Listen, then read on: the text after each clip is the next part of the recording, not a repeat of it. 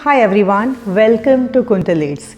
Did you know that India has a huge variety of bread, from soft and fluffy naan to the crispy parathas, and from wholesome bhakri to spice thepla?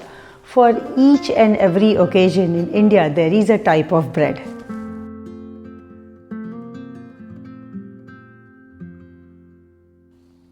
Roti is a staple food in many Indian homes. If you are also a roti lovers and don't know where to begin, today I'm going to show you a simple steps to make perfectly puffed roti. These rotis goes well with any dal or a curry. So let's look at the ingredients. I have a chapati flour which is around 250 grams, and I'm using here an Aashirwad Multigrain Atta. You can use preference of your choice, but I know it works very well and it always gives me a great results. Plus I have around 200 ml of water and some oil. So let's start making the dough. I have this flour here and this is a lukewarm water. That's the trick. Always use a little lukewarm water and try to add this water gradually, and with your hands and with the fingers try to mix in the dough.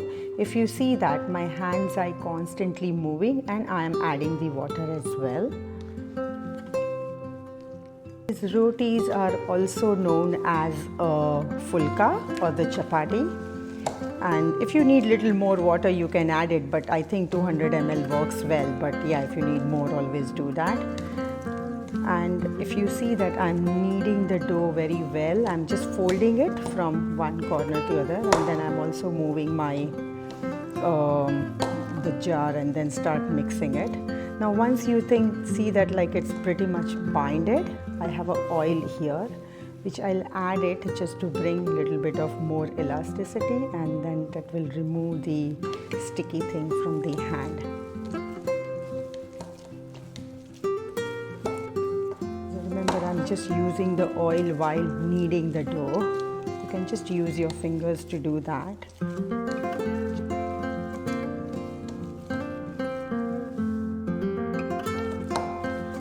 Once your dough is done, you will rest it for a while. The kneading is a good thing because that's the way your roti is going to be nicely puffed.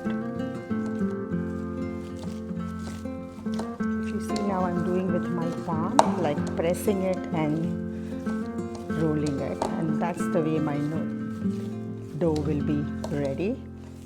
So yeah, here it's my dough is done.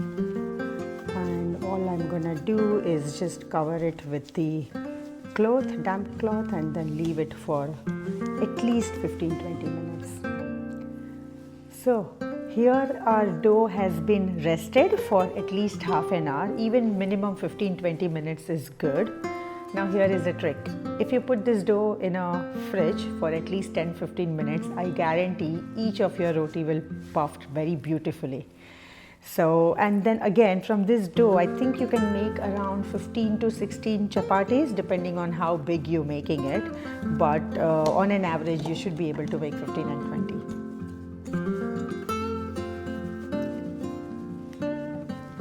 So I've just rolled into these round balls of pretty much on the each shape. I think it's around 15-16. Also, you would need a rolling pin and the rolling board. You can order it from the Amazon. And plus I have these chapati flour, which is I need it for the dusting. So what I'm doing, just take each of this dough, roll it again with your palm nicely, dust with the flour, put it in the pan nicely. And if you're doing it first time, with very gentle pressure, you just rolling it. If you know very well, you could roll it in a very well. You don't really pressure too much. All you just trying to roll this roti with your rolling pin. And as and when if you need a dusting, just cover it on both the side and then bring it back here, and then you try to roll with the, if your roti is not rolling with your pan, then that's fine, just do it with your hand and then you start doing it. It comes with the expertise, but if it's not, you can always roll it with your hand. Once you feel your dust is getting less with flour, just take it from both the side and then just roll it. With practice, you can make it nice and round as well, but you can just start with something. So my roti is ready now, and I've just turned on the gas. And usually you make roti in the tawa or a pan, but if you don't have a pan, don't worry, I'm just using right now, just showing you the trick. Even if you use any of your frying pan or a flat pan will be good. I turned on the gas. Just put your hand little up and you can find the heat. It's a medium hot. That means you are ready to put the roti there. So let's take our roti, put it in your hand and nicely flip into the pan and let it cook for a while. While we cook this roti, the trick here is just to see that you find some small bubbles on the top, and that's the time you know that you can ready to flip the roti. You can see slowly the color is changing. That means you can find like a very tiny bubbles on the one side. And yeah, if I just, you can quickly turn and you can see some of the bubbles here. That means yes, it's ready to turn over. So what we doing, this one side we did light cooked.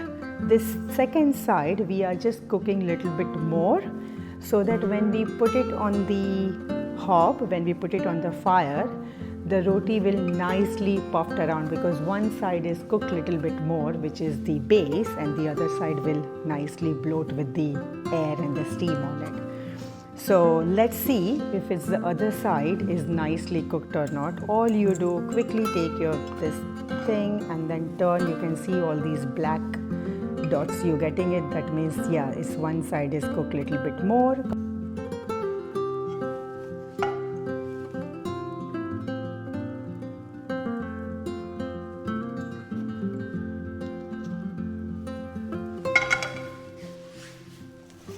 So here our roti has been nicely puffed.